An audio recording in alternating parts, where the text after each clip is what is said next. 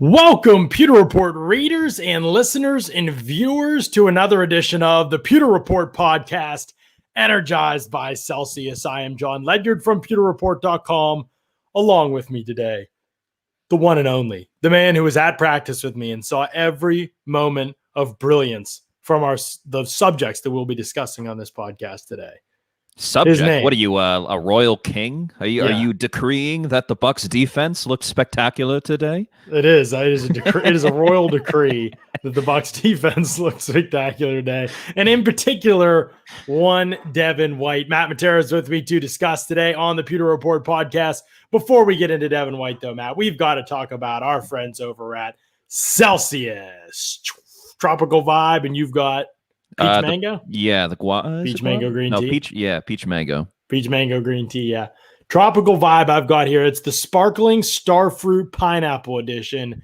If you haven't had it, it's the newest one, and it is a game changer, folks. If you're not familiar with Celsius, it powers active lives every day with essential functional energy. You want to make sure you're tapping into Celsius because... Yeah, pinky's out and drinking it up, because this stuff will sustain you. It'll give you that energy boost, but there's no sugar and there's no crash. So that's what's terrific about Tropical Vibe. We've enjoyed it a ton because of that. It's been Tropical Vibe and all the Celsius flavors, really. Depending on, find your flavor, go to Celsius.com, check out all the different flavors and figure out what works for you. Tammy is sipping on a Celsius raspberry. Well, I love that one. The raspberry, I haven't even had many of those. That's a good reminder to me that I need to get some of those.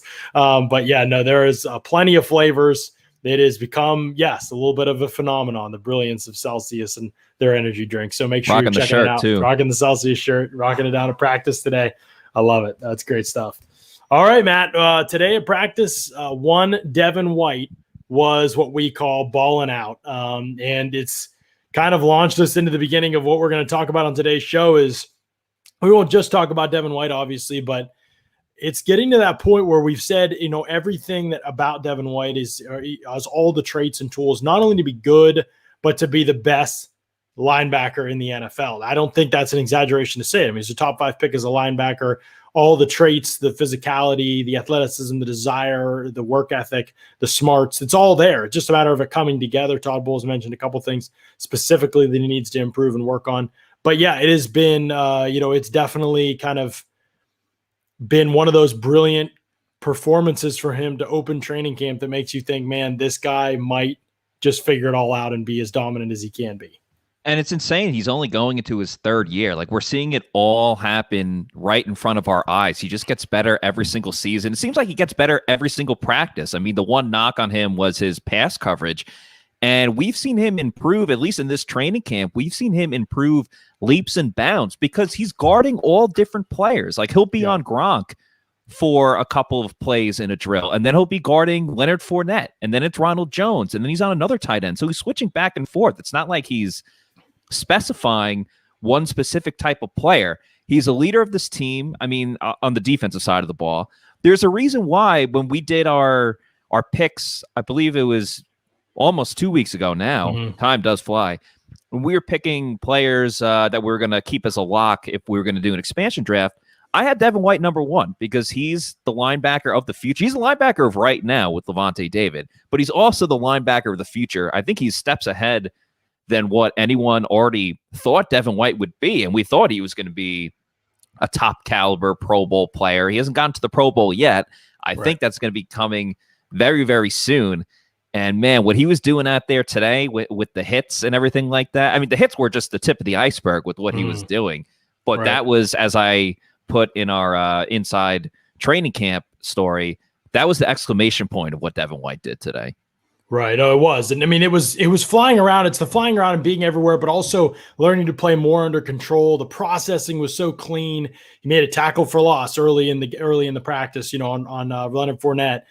He kind of burst through the line of scrimmage and made that play. And then, he was flying around to the flats and he broke up a couple passes. He stopped a screen pass, or he made 2 tackles in each flat, either right and left flats for minimal gain or no gain. I mean, he broke up 2 passes, I think, underneath coverage. Leonard kind of dropped one, but he also came in and knocked it the rest of the way out when he was bobbling it. He's just been everywhere. It's hard to even overstate. I mean, you can't really do anything around either flat or in the run game. Obviously, he's got a great group in front of him too, but his dominance has been crazy. And we know it's not like this flash in the pan or anything because we saw it to finish the year last year.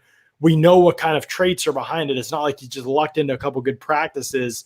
We've already seen a couple years of this guy. It's not like, oh, we're still going to try and figure out what Jalen Darden is. We're excited, but we're still going to try and figure it out. We kind of know what Devin White is. We know how his skill set fits and translates to the rest of the league. We know it's a matter of mental processing and technique getting better. We know those are the things holding him back. And so as soon as we see those things improving in practice, we're not taking a huge leap to project him to make the leap that we think he is, right? It's not like we are going down this path of illogical reasoning. There's so much excitement. So there's excitement about guys like Jalen Darden and Joe Tryon because the potential is there. There's excitement about Devin White, but he's gotten to the potential that we've expected of him, but he hasn't reached his ceiling or his roof by any means, if that makes sense. And for the Bucs fans watching this that weren't at training camp today, it was military day at practice, and it was awesome. There was we had military people flying into the center of the field. It was a great way to start the day. But I'm excited that the crowd got to see this because there were 2 plays, and everyone's in full pads now, and there's hitting going on, but there's still not like wrap up tackling. Like there's hitting, but the coaches don't really want too much hitting. If you get what I'm saying, right? But Devin had these 2 plays. Ironically, they were very similar. They were just little dump-off passes to the running backs. One was to Ronald Jones. One was to Leonard Fournette. They were both on the right side of the field, pretty much at the line of scrimmage, maybe a yard up the field. And both plays, Devin came flying in. The running back caught the ball. Devin nailed them. Yeah. They went to the ground, fell over. Thankfully, they popped right back up. But it was one of those where, like, if you're watching, like, oh my God, it's going down. If you're talking to someone else, you hear the pop and you immediately swing your head to see what's going on. Yeah. And it was a big play because everyone in the crowd was like, ooh. And you always know when you get the oohs and ahs, it's like, it's a big thing. And Devin White just brings it, man. It doesn't matter if, it's the practice the day after. Yeah, the day after a day off, or if it's, the first game of the season. I think he was hyped up, and I think this goes for the whole defense. I think they were hyped up because Todd Bowles got that contract extension. I mean, Devin White tweeted about it right away. He essentially said, I love this. My heart is full. Todd Bowles is here with the Bucs. I think it hyped up the defense today, man, because they came out flying. They did, and they played great as a unit today. I thought when the energy level was more on the defensive side than the offensive side when they started their first 11-on-11 period. I mean, it wasn't just Devin White, but it starts with Devin White. The energy starts with Devin White. But, yeah, I mean, everybody kind of made plays for sure. Will Golston got a tackle for loss to start off that series, I believe. There was good coverage all around from the starting secondary. I thought they all made plays and were in great position. Jamel Dean, when he gave up catches, I know Mike Evans, and he had battles all day, and Mike Evans, I think, won all of those, but he gave up catches, but he was contesting them. They were tough catches. They were not easy. They were not easy for Mike at all. Mike obviously is a baller. He's the greatest receiver in Bucs history. But Mike had to work for every reception he had. Yep. Jamel Dean was right there fighting through his hands at the catch point, doing what he was supposed to do. It just was a crisp day. There wasn't anything for the starting defense where you were like, wow, they just gave that up. Like, I can't believe it. You know what I mean? Like, it didn't feel like that. Yeah. Maybe 1 or 2 runs in the run period, but I can't even tell. Like, who's laying off a tackle, who's laying off getting in the backfield when they could have, because they know it's going to get whistled down. But it just overall, they just really, and Jason Pierre-Paul was terrific too. I mean, he kind of bench pressed OJ Howard, kind of like tackled for loss then, and then he had a sack later. I think he dipped into the side of somebody, Donovan Smith, I think it was, and got a sack. And so, overall, the defense was definitely the big winners of the day. And although I'll say this, at the end of practice, Tom Brady and the starting offense was a little bit ticked that they hadn't had as much success, and they went out in the red zone period and went 3 for 3, which is the best I've seen them do percentage-wise in the days that I've been watching the last couple of days. So it was good to see the offense get a couple right before the practice ended as well. Yeah, I mean, let's not act like the offense got shut out or anything like that. There was a lot of bright spots for the offense as well. But I think a training camp, practice in general, it's going to tend to sway more in favor of the offense, just the more plays you have and the talent that they have at receiver and tight end and everything like that. The offense is going to have their moments, but I mean, the defense had plays, man. You saw it where, well, everyone was getting to the quarterback. We mentioned what Devin White did. We mentioned JPP was in there. Joe Tryon had another sack. Will Golson had a sack. And then, of course, Todd Bowles, the way he loves to dial things up, Jordan White had a sack on a blitz where he just went in completely untouched. Mm-hmm. So it wasn't just like one guy was really doing it. It was all three levels out there that were going out and making plays. And it was the starters that, really set the tone and were making all the big plays that we talked about and we highlighted in our on our articles over at PeterReport.com. But it was actually some of the backups that got the ball rolling, that started things off. D. Delaney had a near interception of Blaine Gabbert on one of the first passes of the day when he was going down the field. And then Nate Brooks had an interception on Kyle Trask late in red zone drills where Trask was rolling to the outside. I think he was just trying to.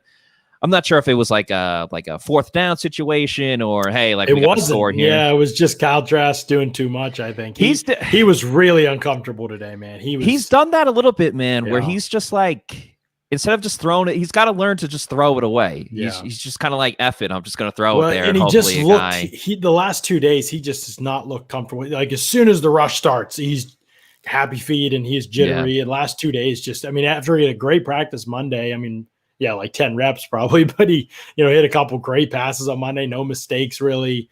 And the last 2 days have been, or I guess I should say Tuesday and Thursday have not been great days for Kyle Trask. And we're realizing like it is what it is. It really doesn't, like the Bucs aren't even going to let Kyle Trask compete for probably even QB3. I don't even know. He's going to make the roster, but if Griffin makes the practice squad and something were to happen to their top two guys, we'll see how Trask develops, but there's a decent chance that Griffin would end up being the starter if they ever needed to go to a third string quarterback. Just because I just don't know if they even want Trask to play right now. I think they just want him to get like lots of mental reps. They believe that's what's going to be best for his development. I don't even know whether Trask is worse than Griffin or not. I'm not saying Griffin's clearly better. It's just clear to me the Bucs strategy is not to really play Kyle Trask like very much, even in practice. Yeah, I agree with what you're saying. It's totally fair what you just brought up. And you know what?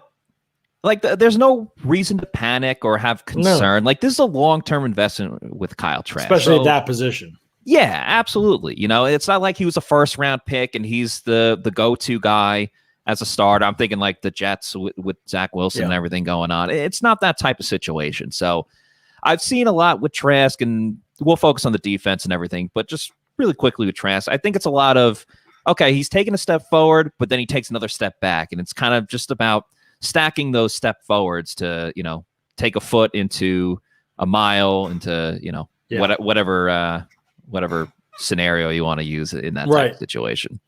That's exactly what it is. It's with Kyle Trask, it is just about long-term, whatever happens long-term. Again, I've said before, I don't think the ceiling's super high with him. I'll be surprised if he's ever your preferred desirable starter in the NFL.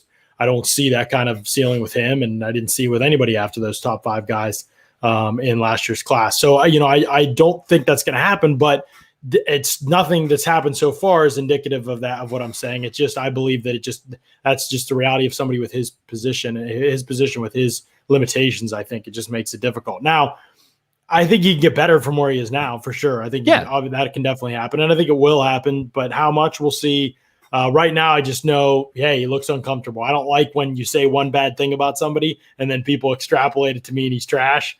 I'm not saying that. I just think he's not been very good. And I don't think Gabbert's been very particularly great either, but it's not going to be a competition. I don't think Gabbert was like really spectacular today either by any means. No. We're actually spending more time talking about Kyle Trask than I think Kyle Trask got reps today. It was pretty probably like for a practice, especially coming off an off day. It was almost a little surprising how little reps Kyle Trask and Ryan Griffin got. Yeah, Griffin too. Right. Griffin got the third team drive, right? They did drives. They worked on the drive scenarios, and they did first team, second team, third team was led by Griff, and then they went back to first team. And Trask didn't get an opportunity there, but he did get then in the red zone session directly following that. He got opportunity 3 attempts, and they did score the third attempt. The first one was the interception. The second one, he skipped the pass at Troymaine Pope's feet. Who's under pressure and just kind of panicked and short armed it. And then the third down pass, it was complete, I believe. I think it was the same play. It was the same play, Black to Pope on the angle route, and this time they didn't cover it, and Pope caught a touchdown real quick quick release on that one. But overall, yeah, I mean, those were the 3 reps that he got, right? Like, did he get some reps in team before that? I'm trying to even remember.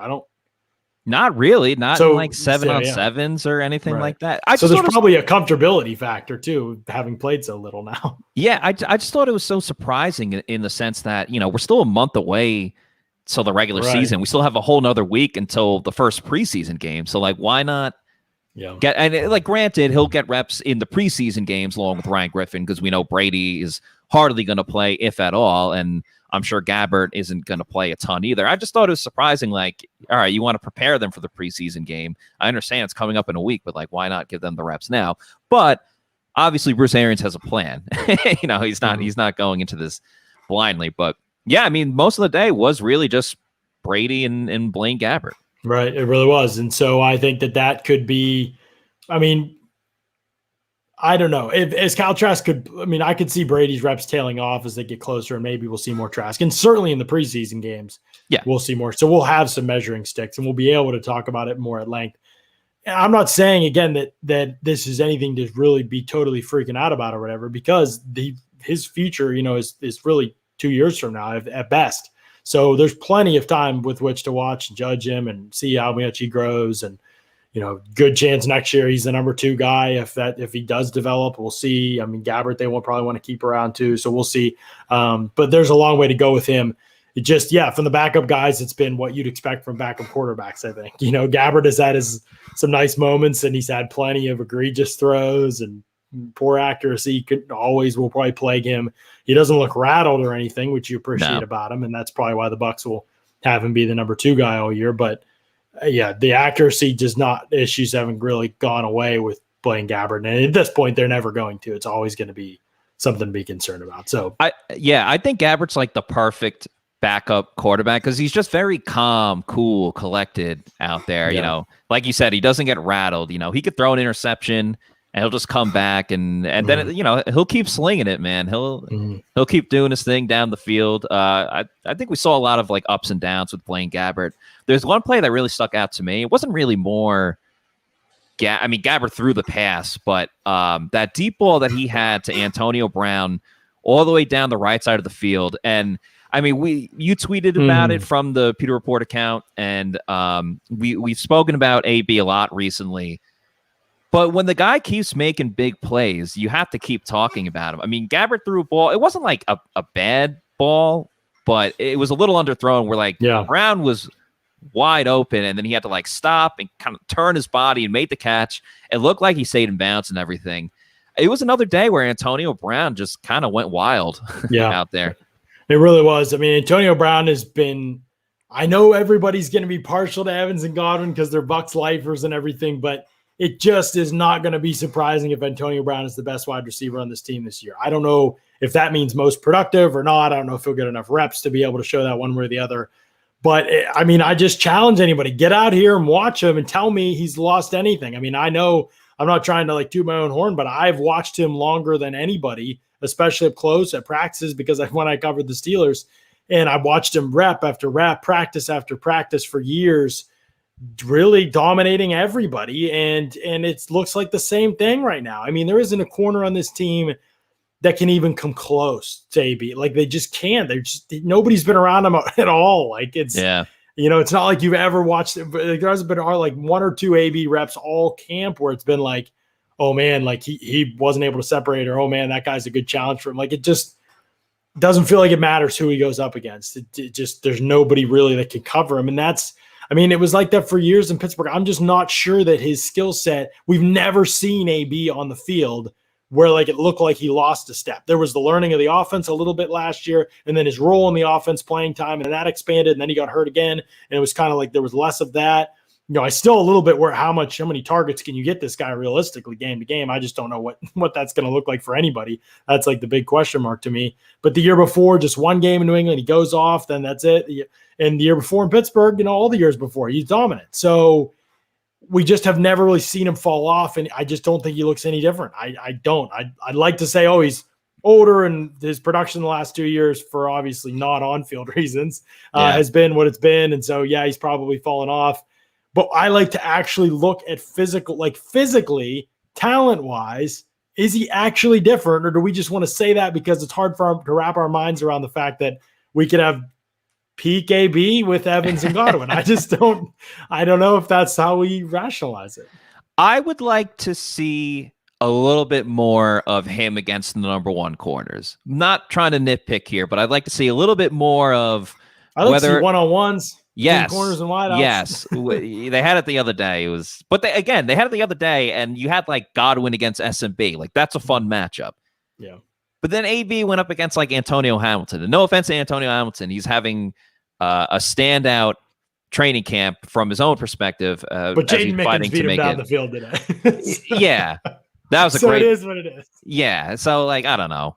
When you watch Brown beat up on the third and fourth string corners, yeah, it's impressive, but you're not like, whoa, oh my God. So I've seen him against Dean a few times. And that hasn't gone well. And Dean seems like the de facto, okay, well, he's a fast corner and lanky, so we're going to put him on like Scotty and AB. It's just not like a good matchup for AB. They're the quick twitch guys. AB is the epitome of the type of wide receiver that even Carlton Davis, but especially Sean Murphy-Bunting really struggled with last season. Like they don't do really well with technical, quick, explosive route runner types. Like that's, and so I know it's this team, and there may be some other teams where there's a good matchup and everything, but how? Like he's going to get number 3 corners this year, Matt. Like that's what's going to happen. John, I could just see the Bucs offense like all season. It's like, okay, big play down the field to Brown, big play over the middle to Godwin. All right, they're in the red zone. Okay, they're at the 10.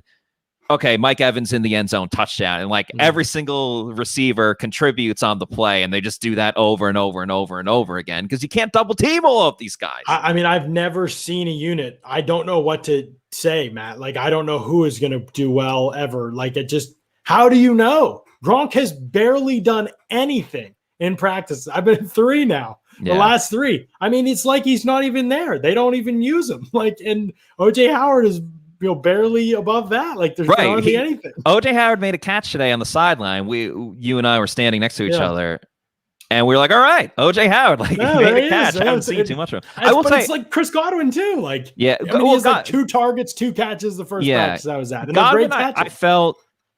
Yeah, since you've been there, I haven't seen Godwin do a ton, but Godwin, I think, was very active the first week of training camp, and pretty much. I think these practices are indicative of how it'll go, though. I mean, that's. Like the last 3 practices, Godwin has done very little, and he's been asked to do very little, and they've gone other places. AB in the first and third practices I've been at, Monday and Thursday was going off. Tuesday was almost all about the backups. Mike Evans hardly did anything on Tuesday. Same for Godwin, same for AB, but Jalen Darden's going nuts, and Tyler Johnson's going nuts, and now I haven't seen any tight ends really get a whole lot of work so far, but it feels like it's just going to be how it is in the games, man. Like different guy will be popping off each week, and we're just going to have to hang on tight and see who it is. I mean, that's what it was every single game, even including the Super Bowl. Like Gronk had his moments, but then Gronk's biggest moment obviously was the Super Bowl. Right. And that's exactly right. There was hardly anything in the Saints game. I mean, the Saints game, Gronk and Brady couldn't link up. And every single week, you might as well just pick a name out of a hat. Like, okay, all right, Mike Evans is going to go off today. And the next week. I mean, and Antonio Brown, the thing is that Brady at quarterback, actually, like fantasy wise, I don't know. You all might be really frustrated. I don't know week to week, but execution wise, Brady knows. Brady with this array is perfect, right? Because he is never going to be a guy that locks onto somebody. So even if they had one guy, he wouldn't. Now the fact that he's going to make the right read all the time, and that guy now has 100% chance of being open. You know what I mean? Like, God, I think Brady is the only guy that I feel confident about in terms of a fantasy football perspective. Yeah. I think I'm a little maybe and Godwin, not biased. But. Yeah. And Godwin. But so like last season, my quarterbacks on my fantasy team were Dak Prescott and Brady. I started Prescott because the Cowboys would be down 1,000 points every single game, and he would have to bring them back, which means he's throwing 1 billion passes and he's rushing and he's getting those rushing touchdowns. Yeah. Obviously, Dak Prescott got hurt, so I had no choice. I had to use Brady. But I mean, going into this season, it doesn't matter who's going to be the guy that steps up, whether it's Brown has a good game, whether it's Chris Godwin has a good game, because no matter what, Brady is getting those passing touchdowns. So it doesn't matter who he's throwing to. Brady's still going to get the points. And if he duplicates anything that he did last season, throws for over 40 touchdowns again. Another thing, too, on top of that, is Brady gets those rushing touchdowns, man. He gets 3 or 4 in a season. Those are big in fantasy football. You can't overlook those rushing touchdowns because the league is moving towards that more, and people want to draft the mobile quarterback for those rushing touchdowns because it's 6 points instead of 4 points for a passing touchdown. So there's a big difference there. Brady will still get you that here and there. Yeah. He'll get you that. So he will, and he's definitely worth it. I'm confident in terms of fantasy football. Right. Speaking of fantasy football, I want to make sure we mention and remind people of our good friends over at Underdog Fantasy, underdogfantasy.com. Okay, listen up, everybody. Make sure you're paying attention. This isn't just an ad read. Like, this is for real, unreal stuff that Underdog Fantasy is doing. If you sign up with Underdog Fantasy, which if you don't know about them, check out their website. The aesthetic is amazing. They've got the layout is perfect. It's easy to use. It's simple. The app is exceptional. The color scheme, if you're an aesthetic nerd like me, the color scheme is just absolutely on point. It's the best and easiest place to play fantasy football for big cash prizes. And on Underdog Fantasy, you just draft. You don't have to worry about waivers or lineups or injuries. It's a best ball league. So you draft your team, and then that's your team throughout the year. You don't have to edit it or change it or add people or move around your lineup. They just pull the best scores from the team you drafted each and every week. So you don't have to manage it at all. It's wonderful. Underdogfantasy.com. Get the app. You can do that on the App Store, the Google Play Store, and sign up with the promo code PEWTER, PEWTER. If you sign up with the promo code PEWTER, they give you $25 to play. So you could use that $25 in their Best Ball Mania leagues, and you can earn a chance to win literally like $1 million in their Best Ball Mania league. Literally $1 million. For free. Like, you don't have to do anything. So this is just like the easiest deal ever. So I'm just letting Bucs fans know about it. But underdogfantasy.com, use the promo code PEWTER when you sign up, PEWTER. Use the $25 in credit that they give you. And then as you start winning, use some of the money that you're winning to keep playing and keep jumping in these leagues. We're going to have best ball leagues that are starting up here soon too. And I think we might even do a live draft on the podcast tomorrow with some of you. Jump in here into a league with us. I'll show you opportunity to be able to do that with the Pewter Report crew. But we're going to have a ton of fun with this thing. Underdog Fantasy is changing the game, and just encourage y'all to check it out and take advantage of the fact that they're giving you $25 in cash to be able to play. So sign up, use that promo code Peter. Literally nothing to lose in this situation. And they have everything to gain. Yeah, and they have other prizes too for even if you don't come in first place for the million. I mean, you could still win like 50 grand. That's right. Something like that too. I take 50 grand. I take that. For considering I have to spend nothing to get it, to potentially get it. Another thing I'm really excited about with Underdog Fantasy is they have it's essentially like a prop bet type of thing, head-to-head matchups. And that'll be more for when the season comes around. They'll have something like, will Mike Evans or Amari Cooper have more receiving yards that game? Right. And you know Mike Evans is, because Carlton Davis is going to put the clamps on Amari Cooper in that first game of the season. That's a scary matchup. You put your money on Mike. Yeah, I mean, maybe that's a scary matchup for Carlton. I'm just hyping up Carlton Davis. I mean, Amari Cooper gets everybody if he's engaged for sure. Yeah. But yes, their prop bets, great stuff, great ways to. Anyway, underdogfantasy.com. It's a sick website. Just go website, sign in. You don't even have to necessarily ever do anything if you don't want to, but I do. I want to, and I have. So there you go. That's my thoughts on that. All right. So let's continue to talk about the conversation with the receivers for just a second more. I know people might be sick of hearing us talk about the receivers, but it is hard to watch practice and not think through some of these things that we're talking about right now, because Scotty Miller, for example, like, I've started to think more about our conversation with Scotty Miller and Jalen Darden and Tyler Johnson and Jaden Mickens, if you want to put him in the mix. I do. I think he had a great practice day. Ball doesn't hit the ground. His routes are getting better. He's making combat catches. I know there might be lower level defensive backs, but guys are running through his back and he's hanging onto the football. I mean, I don't know. He's doing everything you can to earn a roster spot. I'll say that about Jaden Mickens. I just look at this receiver room and I wonder, is Scotty going to be able to hang on to a number 4 spot? Is that even the right way to look at it? Because Scotty, even last year, remember, was splitting snaps with Tyler Johnson, sort of. I think that the Bucs view Scotty as what he is, which is a one-trick pony, and and we've said this before, and it's a very important trick, right? It's a very important trick. It's a great trick. But it could limit the amount of reps they want him on the field, maybe if they that really leaves the door pretty cracked for wide receiver 5 at least, and maybe 6. If I would assume 6 still on game days needs to be a special teams contributor. So good luck, Tyler Johnson. You still got to figure that out, or Jaden Mickens if it's Mickens, whatever. Got to figure out that part of it. That'll be what we're watching in preseason a lot of. But I just don't know if like Scotty being a hard and fast wide receiver 4 and that being, I mean, Scotty's a lock to make the team, no question there. Yeah. But like, would you be shocked? We're obviously way ahead of ourselves here, but would you be shocked from what you've seen if Jalen Darden passed Scotty at some point? I mean, this season? I would in snaps per game offensively. I don't know if you would call him wide receiver 4 or not, but I would be shocked if it occurred, I would say, within the first like 6 games of the season. Because I still think as exciting and entertaining as Jalen Darden has been, it's been 2 weeks of camp. We haven't seen him go up against other competition. I think when they do the joint practices with the Titans, I think that's going to be very telling for both receivers right there. I think what it really comes down to, as he said, Miller is he's got that one really good trick. I mean, Jalen Darden's fast, and we've seen him go down the field. Oh yeah, today he blew. Yeah. I mean, D. Delaney was in another zip code. I mean, it's D. Delaney, but still, like the ball was overthrown, but Darden was there.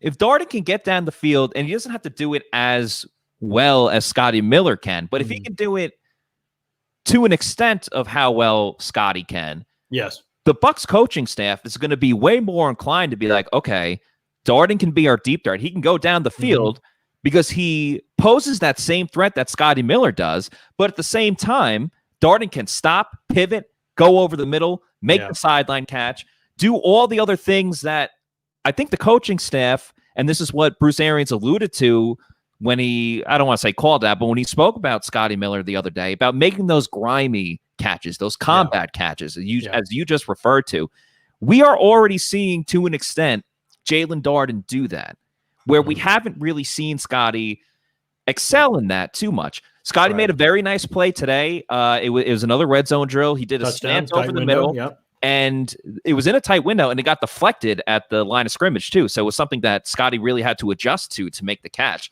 Right. I think Scotty really took those words to heart when Bruce Arians is talking about him, because I've seen a little bit more of Scotty over the middle. We don't really see that too much unless it's like all the way downfield. I think we're starting to see Scotty really work on the other parts of his game, because Bruce Arians said, you can't be a one-trick pony. You have to do something else, because then in this room for sure. Yes, and they'll just figure you out. So it feels ridiculous. Scotty Miller has been unquestionably good in practice. Tyler Johnson has been good, and we are talking about like great today. How they're going to lose playing time from last year. Mickens was great. Tyler Johnson was great. Tyler Johnson, I thought, was really good too, getting up the field after he made the catch, and he was making those in traffic catches as well too. All the receivers, man, like it was a great day for the defense, but when the receivers were on, they were really all having their moments. And that's getting to be every practice. And we probably do need to focus elsewhere, but eventually, but I am still kind of just like, wow, watching this team, watching this offense, watching the depth at the, I mean, Josh Pearson is not going to make this team. No chance. I don't even know if he has solid today too. Yeah. I don't even know if he's a chance in the league, but I mean, the fact that he's not even in consideration here, and other teams, those are the guys fighting for your 4, 5, 6 spots. Like, and he's not even 10. I mean, is he 10 here? Like, you know what I mean? Like, and he made 2 diving catches today. Like Travis Johnson's made some catches, and like, there's just no chance of these guys making the final roster. Maybe the practice squad for Johnson. But even their just ability to find receivers is super encouraging.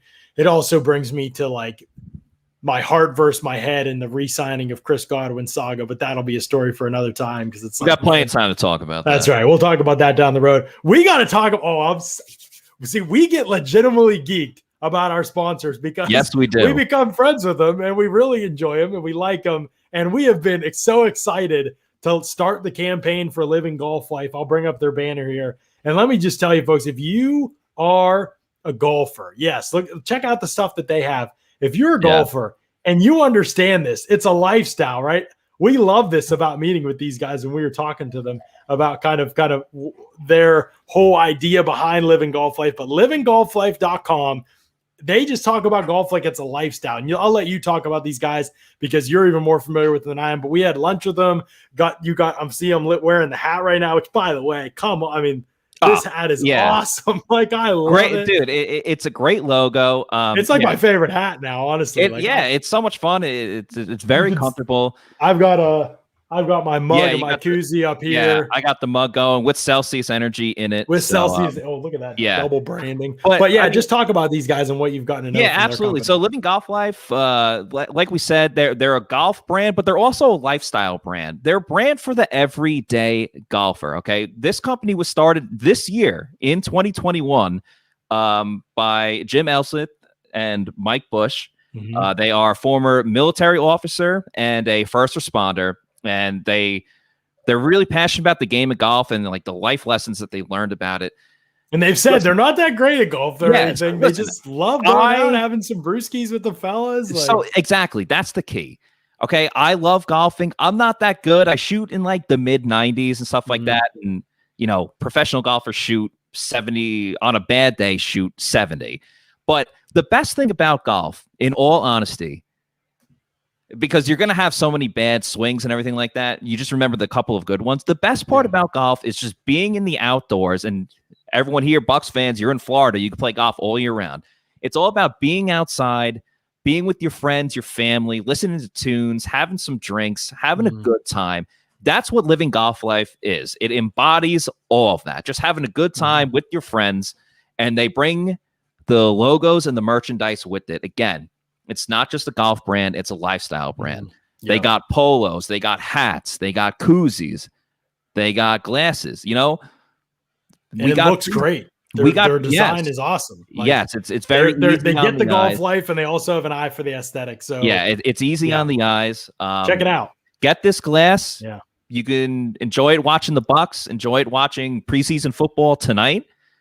Make sure you go to their website, www.livinggolflife.com, and follow them on Instagram at Living Golf Life. They always do a lot of different giveaways. They'll post a picture and they'll say, comment on this, whatever.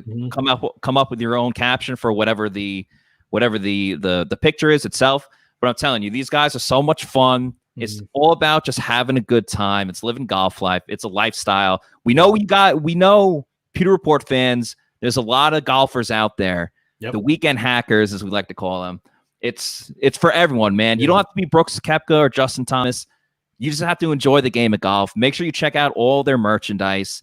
Help them support these guys, man. They're doing an awesome business. It helps us. It helps us at Pewter Report as well too. If you support our advertisers, so go to livinggolflife.com. We're super excited to have them as a sponsor, and make sure you get on the course soon too. I haven't played in like a week or two, but I got to get back out there. Week or two.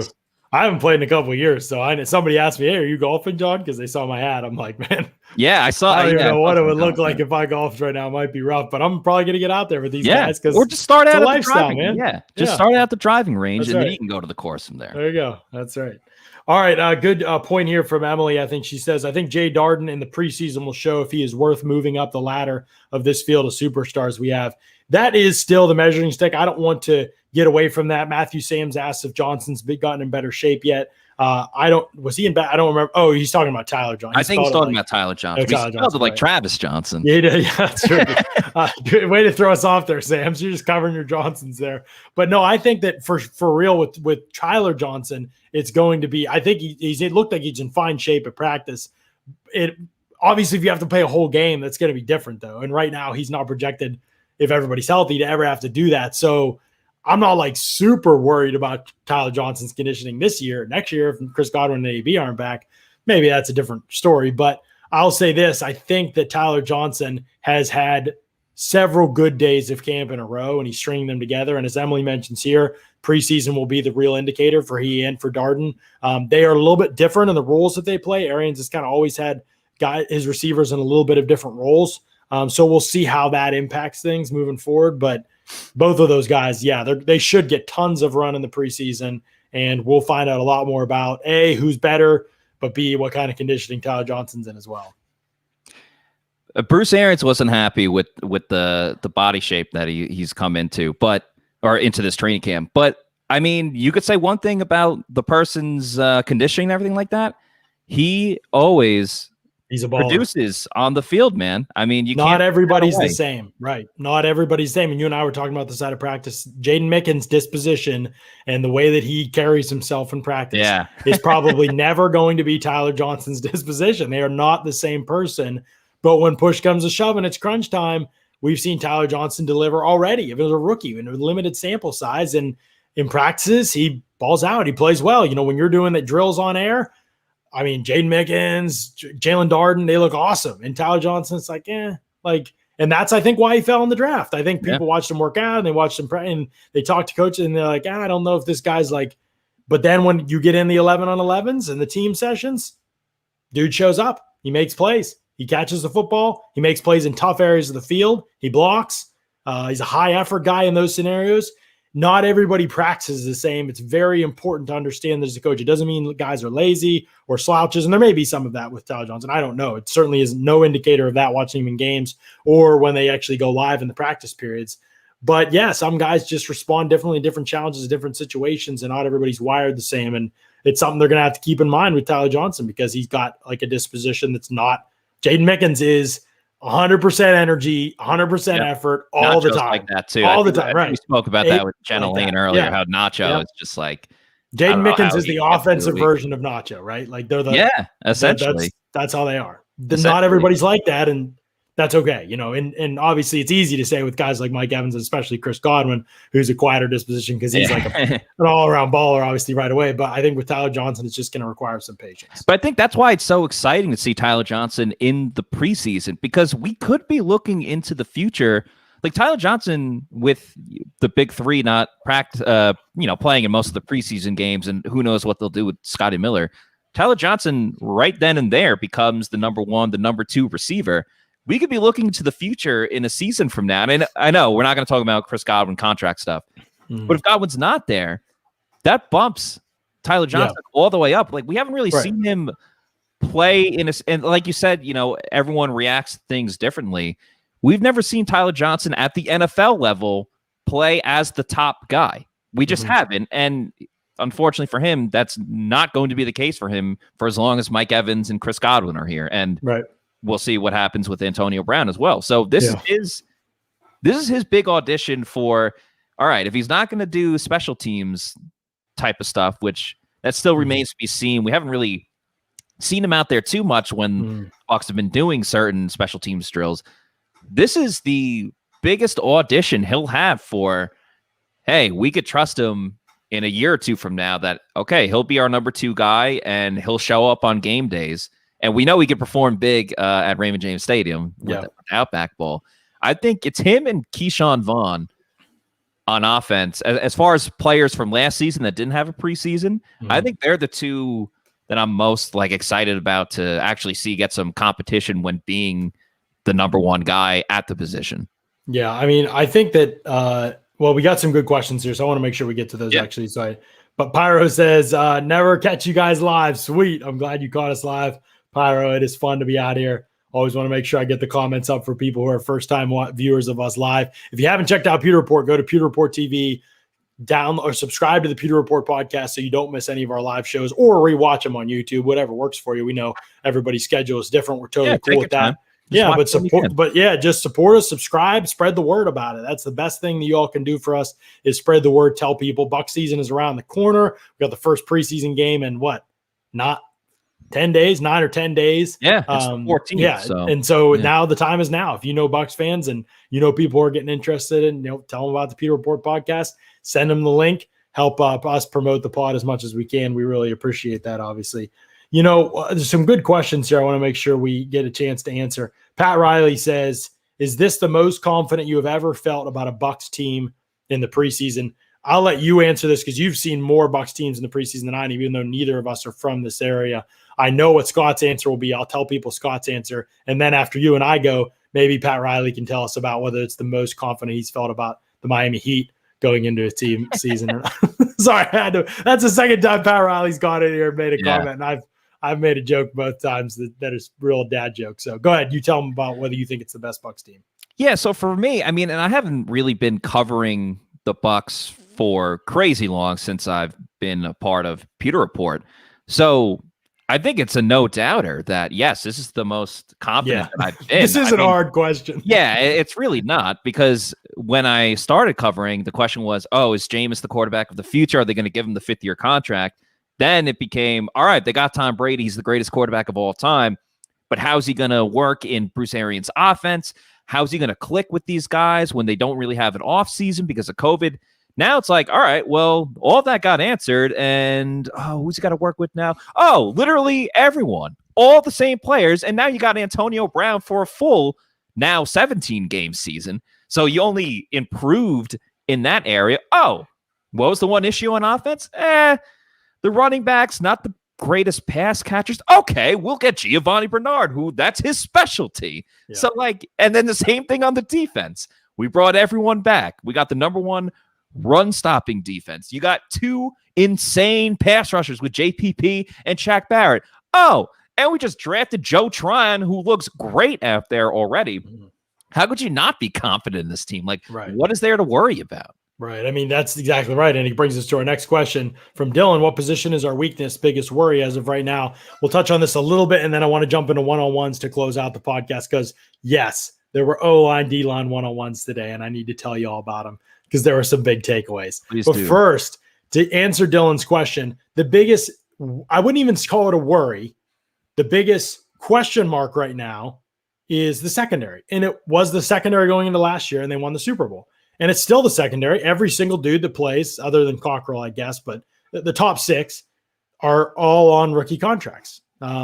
So as long as that's the case, and they haven't clearly established themselves as the best player in the league, none of those guys at their position are in the conversation for best player in the league at their position, that's going to be your biggest question mark, right? It's not like Wirfs, who's already in the conversation for best, right tackle, maybe best tackle in the league. That's already a conversation. But Carlton, as good as he is, isn't in that conversation yet. Winfield, I think we feel great about his future. He's not in that conversation yet. Sean Murphy-Bunting, Jamel Dean, lots to prove. Great year for Jordan Whitehead last year. Great year for Mike Edwards in a limited sample size. So I think the arrow is pointing up for everybody for sure, but that's still the question, right?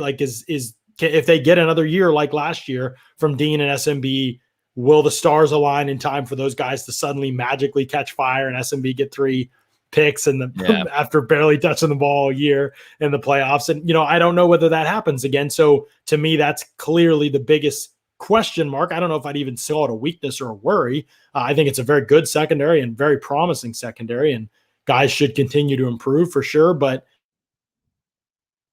growth isn't always linear. We know this, Matt. And so that's the big question mark going into the year, in my opinion. Yeah, I think you're spot on with that, because it really just comes down to that you can't really rely on any of the corners outside of Carlton Davis. Initially, I was thinking maybe linebacker after Kevin Minter, but at that point, we're talking about the 4th-string linebacker. What team in the NFL you'd be like, oh, yeah, they're solid at their 4th-string linebacker? So I don't think that really counts. You could talk about the return game too, but again, it just seems like it's a head-to-head competition right now between Jaden Mickens and Jalen Darden. And we're talking about Mickens. We saw what he did last season. So if that pretty much just comes down to, okay, can Jalen Darden do better than what Jaden Mickens did last season? I think the answer is yes. We don't know yet. We won't know until the preseason. I mean, this roster is so loaded. Again, yeah, you could talk about maybe the interior offensive line if Hainsey doesn't totally pan out, but you still have Stinney there. So maybe backup center again. This is kind of hinging on what Hainsey does. So the short answer though is no, there's not really a huge weakness to be concerned about. I just think it's the overall, what you said, the inconsistency of the secondary. I wouldn't even put the safeties in there because if something happens to Winfield, and you got Mike Edwards right there. Ross Cockrell is now all of a sudden the safety and everything like that. Yeah. So there's points and counterpoints to every single thing of, if this guy gets hurt, we can do that. If this guy struggles, we could put this guy in.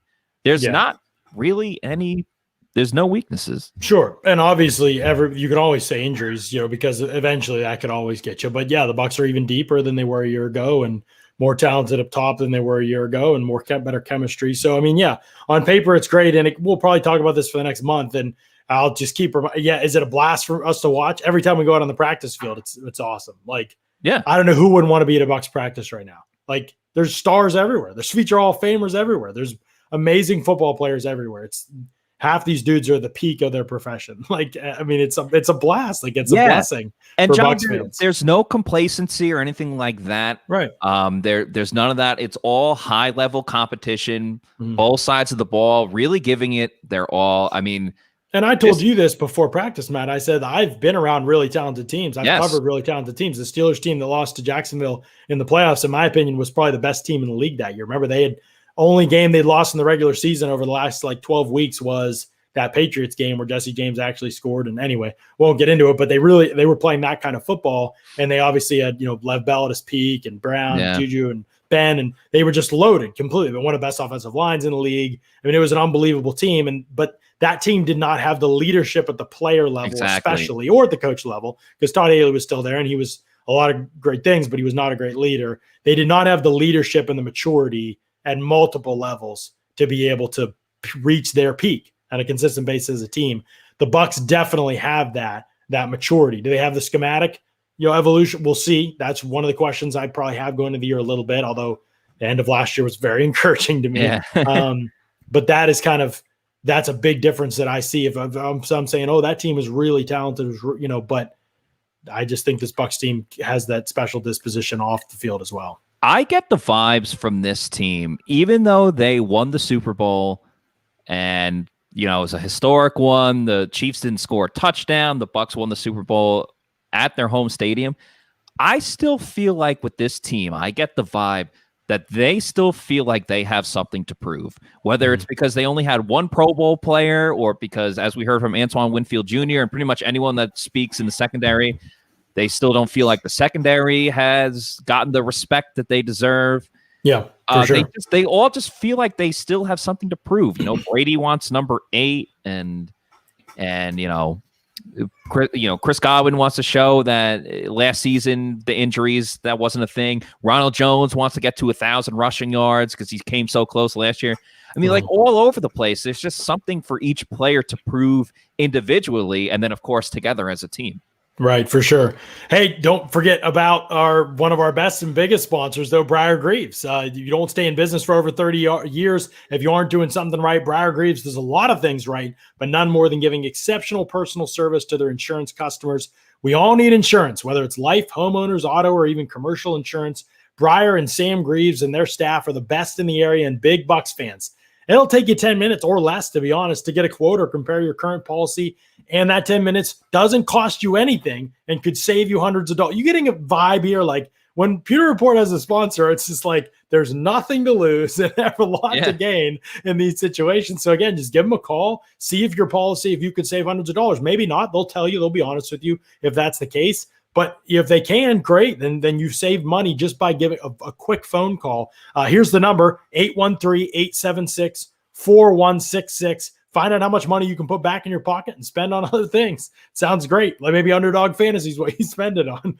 30 years in the business and they're Bucs season ticket holders. Call Briar or Sam today. They get it. They understand what you're up against, and so they will help you out in any way that they can, and they do that part of it for free. And so it's pretty awesome what they do. So give Briar Greaves Insurance. Check them out. Okay, one-on-ones. Somebody asked if Tristan Wirfs said if Joe Tryon had gone up against Tristan Wirfs. I have not seen that in answer to your question. I forget who asked it, but I have not seen that matchup. In fact, I have Joe Tryon has run almost always second team. But wasn't Joe Tryon, he was mostly left outside linebacker today, I believe, but he's done both sides. He's played on both sides. Today, right, for whatever reason, he was most strictly on the left side of the line. Right. But yes, he has played on both sides. So he had one rush rep in one-on-ones. That was the only disappointing part of that. And Khalil Davis, both him and Khalil Davis, each getting one rep, was the only disappointing part of one-on-ones for me. But I got to see one-on-one, so I'm not going to complain.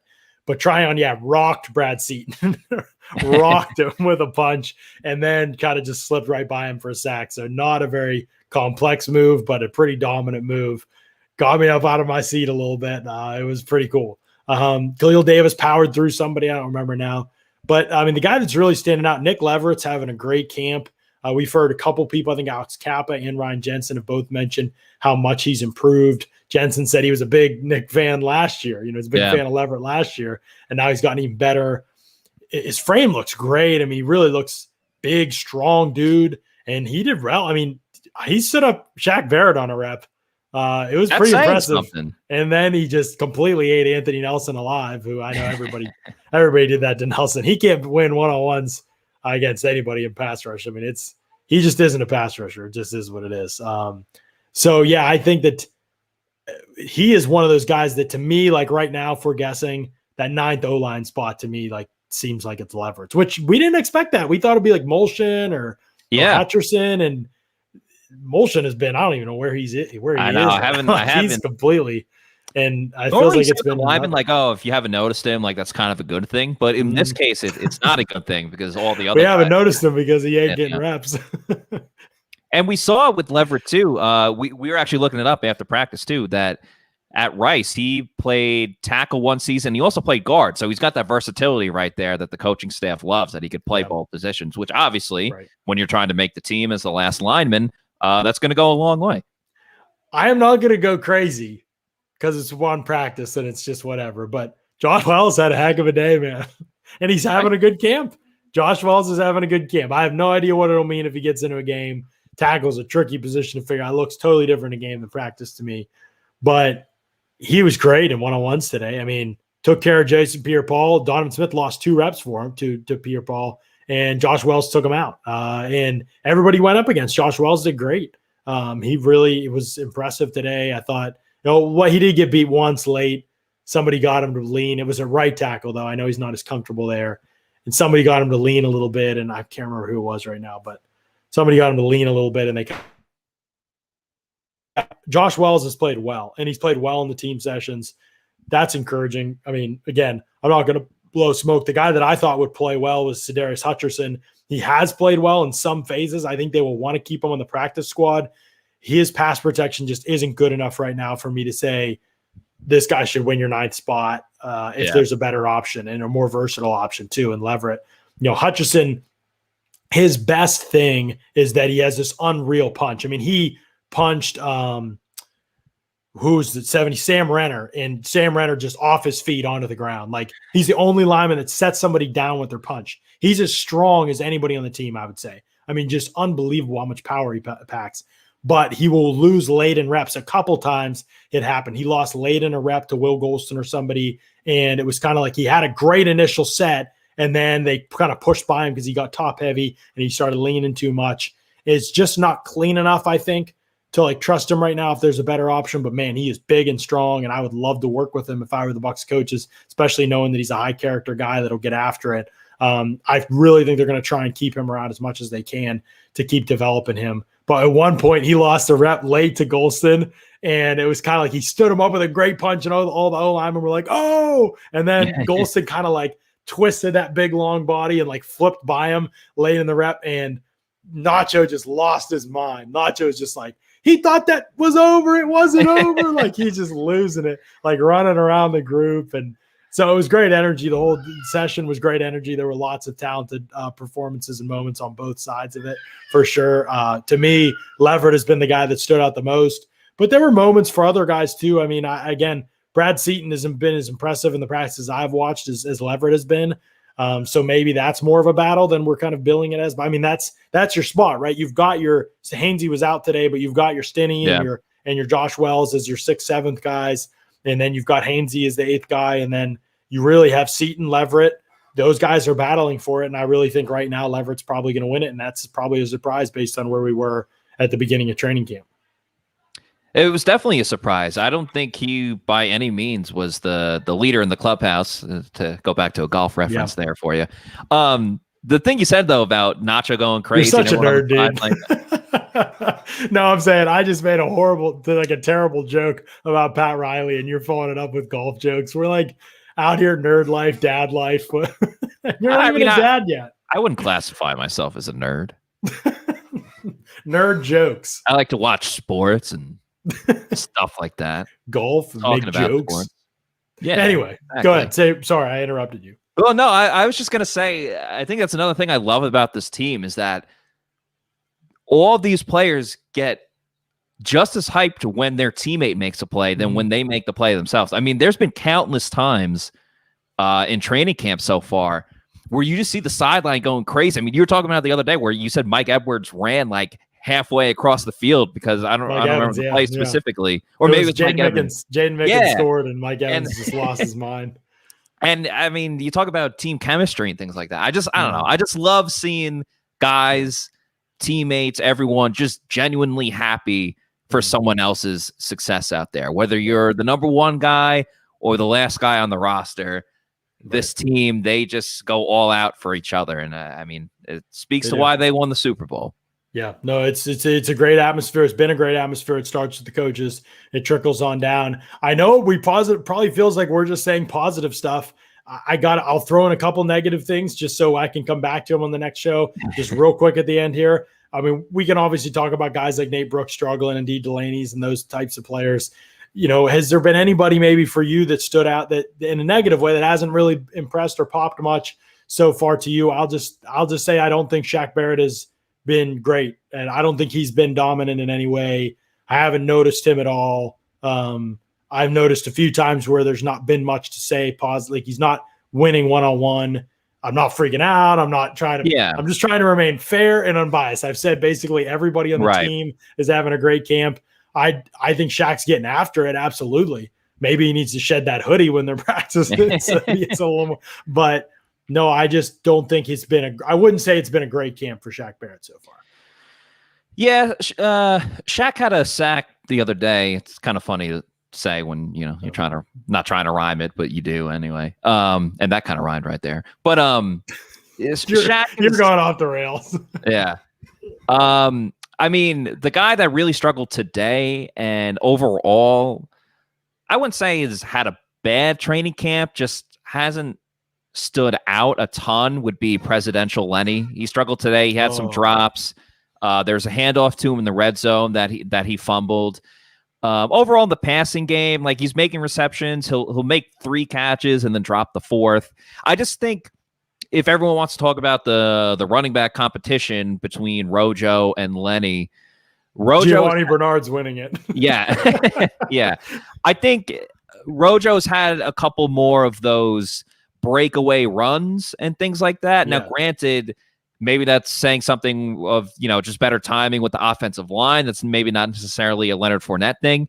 Again, like you said with Shaq, it's nothing to be worried about or concerned. It's just, if we were picking who's having a better camp, I would say Rojo over 100%. Leonard Fournette right now. 100%. And like Leonard Fournette had a bad day. Jaden Mickens had a bad day last weekend when it was pouring rain out, and he came back this week and has been great, as we talked about. So, like, I don't know. Not the best day, but he'll bounce back. He'll be fine.